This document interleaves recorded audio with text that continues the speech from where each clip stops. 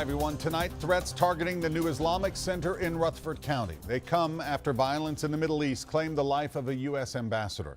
News Channel 5's Nick Barris is here with exclusive details for us. And Nick, I know they've stepped up security, right? Absolutely, Rory. You know, at this hour, there is growing concern there in Murfreesboro. Federal agents and the sheriff's department, well, they're both aware of the situation. Now, I've heard the phone calls, and you will in a moment. I can tell you local Muslim leaders are disappointed, but not overly surprised that this is now happening.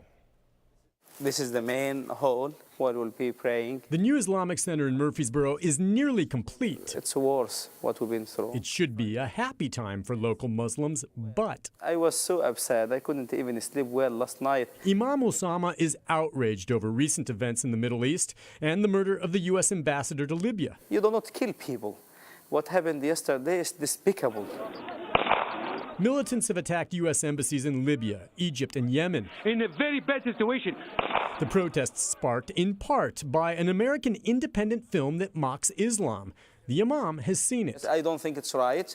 I was very angry when I watched the movie. But like most all Americans, he deplores the violence and the killings, and he wants those responsible caught. I don't think any reasonable guy could understand what they did.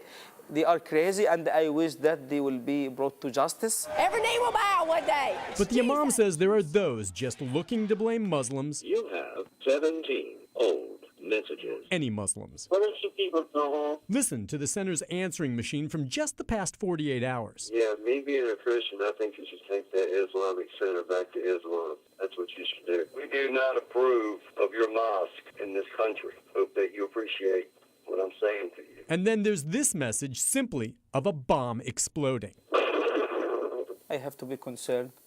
I'm concerned about the safety of the member of the community. The Imam says there have been other more direct threats. Rutherford County Sheriff Robert Arnold is aware of the threatening phone calls and says both his department and the U.S. Department of Justice will be closely monitoring the situation. That means stepped up security, which helps. We have to start reaching out to one another. But local Muslims still worry they're being blamed for violence they had nothing to do with and absolutely condemn. And it's sad that the Muslim community is going through this. I feel bad.